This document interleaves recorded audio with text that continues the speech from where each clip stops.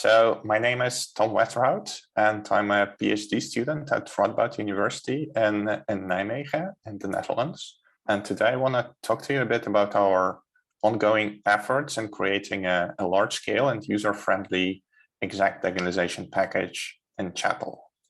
And first of all, I'd like to acknowledge support from my PhD supervisor, Michael Katznelson, and from Brad, who's been a huge help throughout the project. So Radboud University is not very well known, but it's located over here in Europe and in a small city called Nijmegen, and it's actually the oldest city in the Netherlands. We also have 2 Nobel laureates in physics, and they got their Nobel Prize for the discovery of graphene, and that's the first truly 2D material.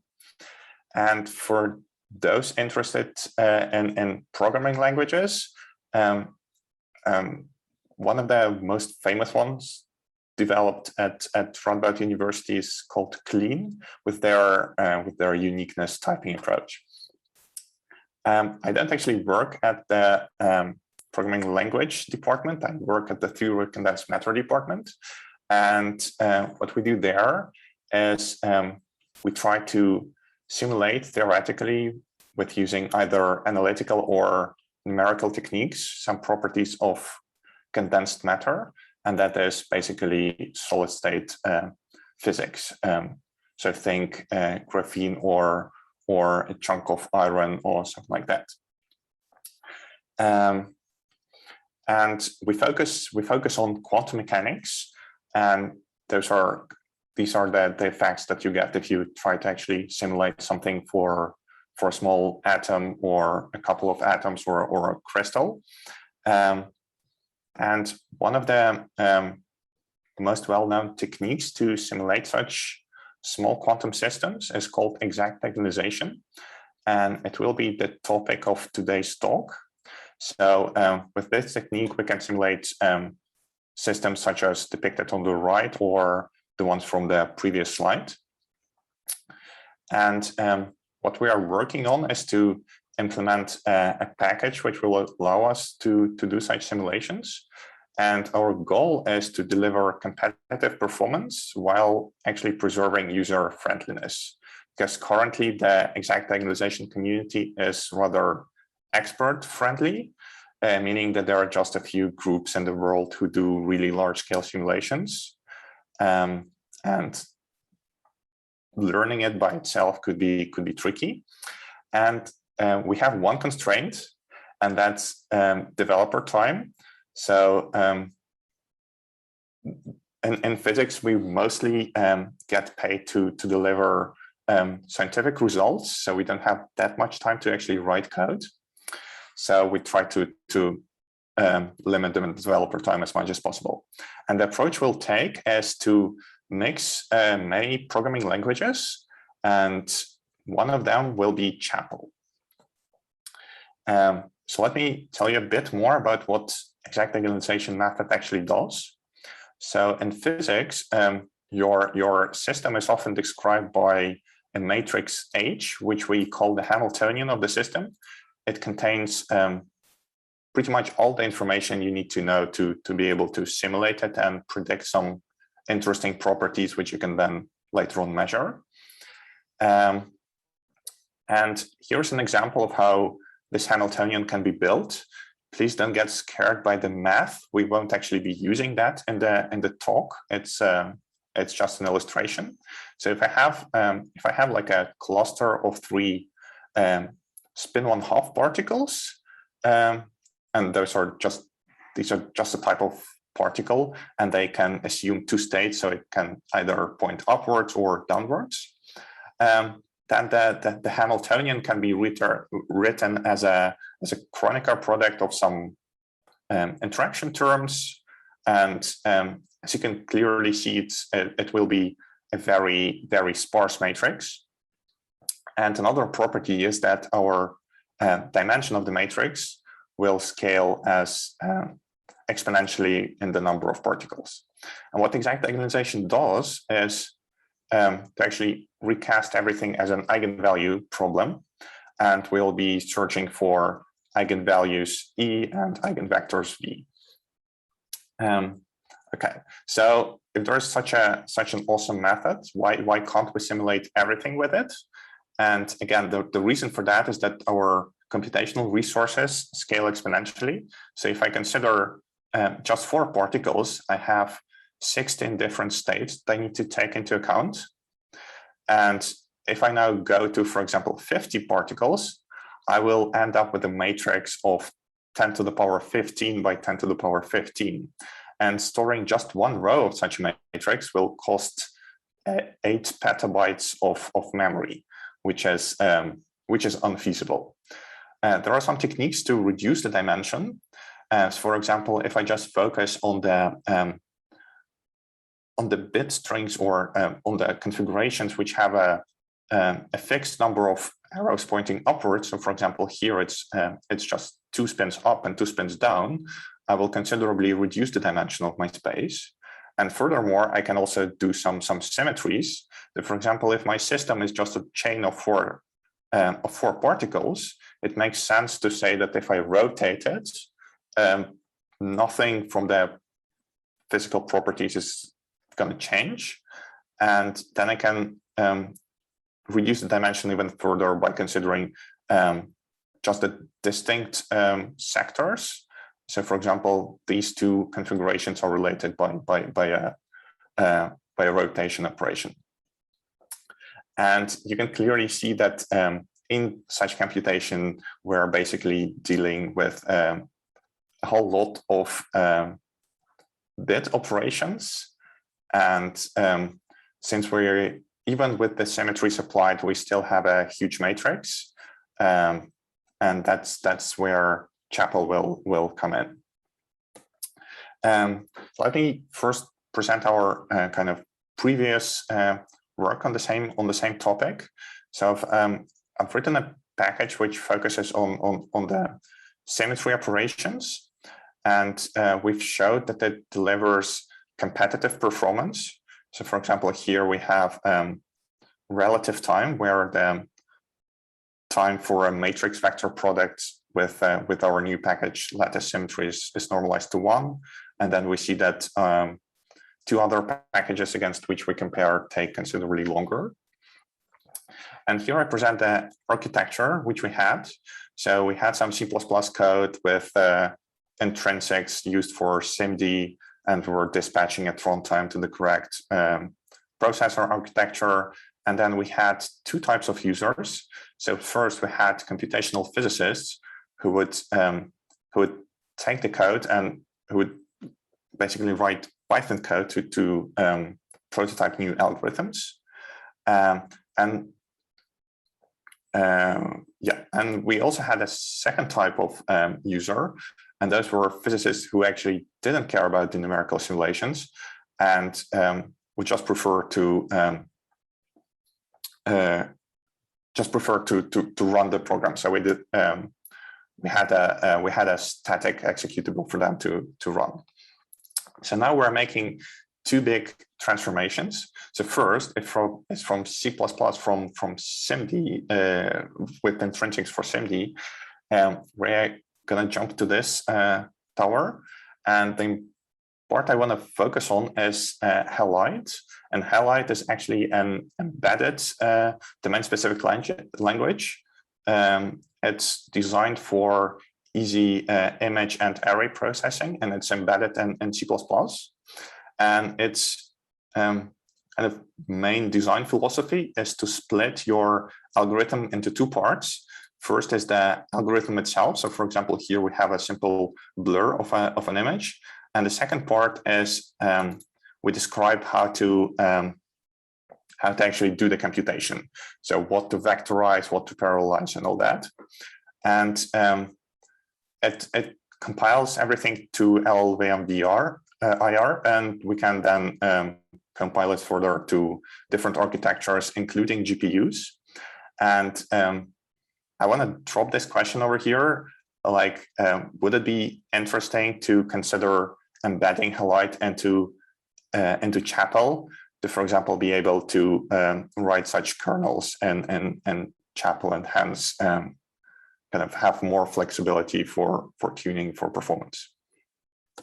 And the second transformation that we did was to switch from OpenMP for parallelism to Chapel tasks.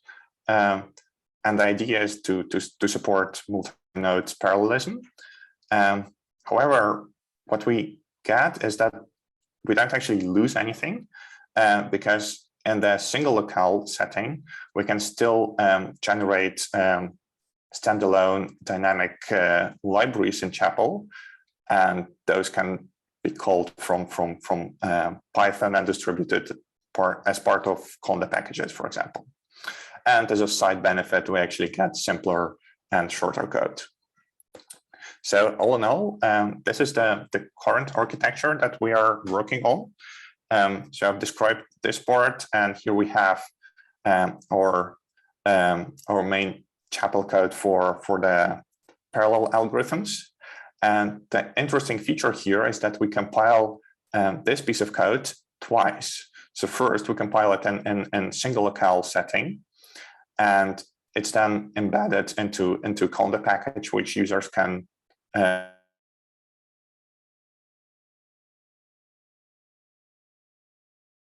single node. And the second time we compile it to produce a distributed Chapel application, which can then be run on a rather big cluster.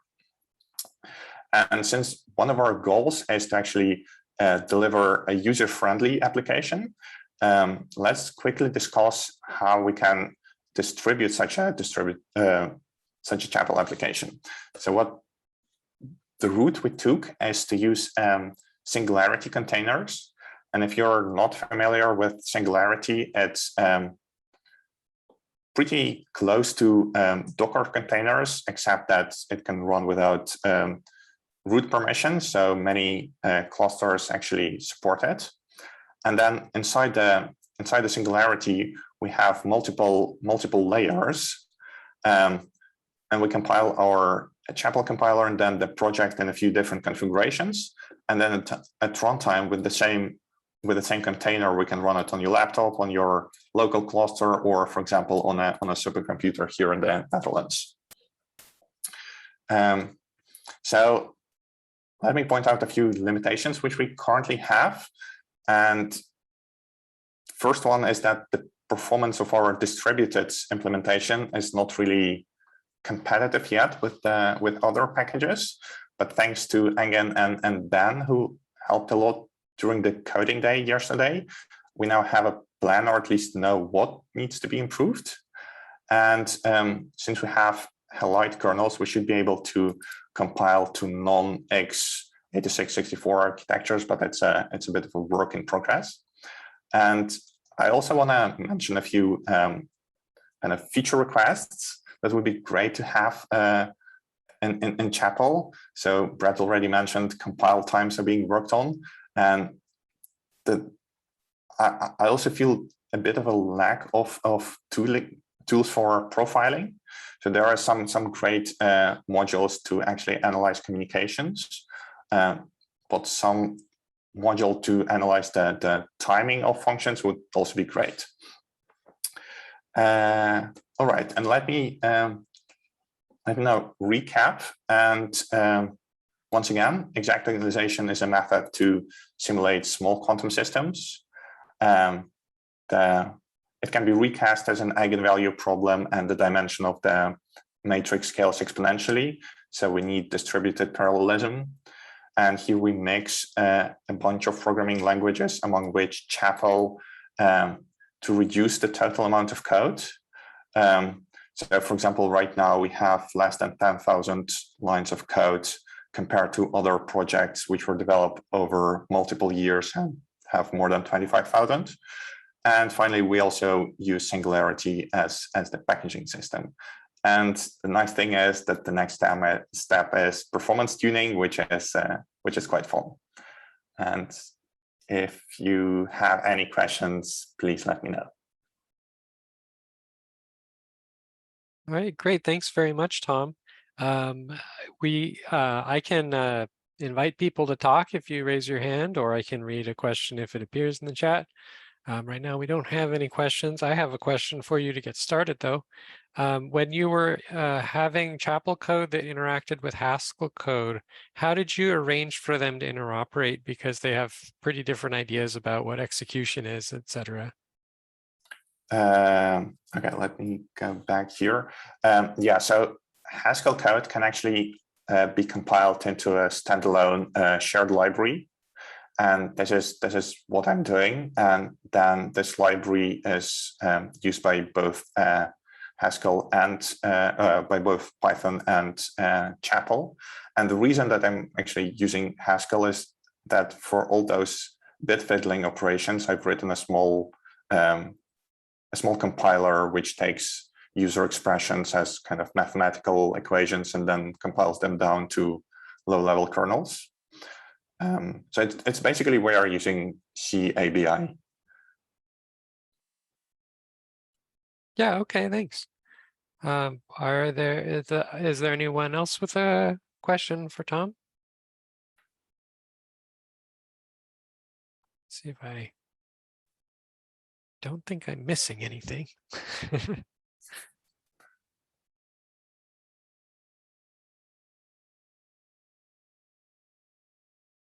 All right. I think maybe I'll ask another question.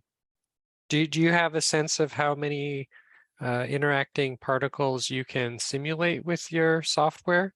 Like, as you mentioned, there's sort of limits on the sort of exponential growth in the sort of the state space, maybe. How many can you get to? Is it like 10 or 100 or don't know? Yeah, the current let's say world record is 50 particles. So if we could get to reliably simulating that, it would be absolutely amazing, because it opens a lot of opportunities. And there are also, within physics, there are also methods how to build some approximations on top of exact diagonalization, such that even though you simulate only 50 particles, in fact, you can predict something for a real material. I don't know. Oh, do you have time for another question? Yeah, go ahead. Thanks. I don't know if this will be easy to summarize, but if it's possible, can you tell us in a nutshell what your approach will be to improving your distributed performance? Yeah, so currently it feels like the limiting factor is spawning remote tasks. So we already have some buffering in place to actually chunk up the amount of work and then spawn fewer tasks. I think this can be improved even further, and potentially restructuring the whole algorithm. So luckily we don't have that much code, so even a complete rewrite doesn't cost much time.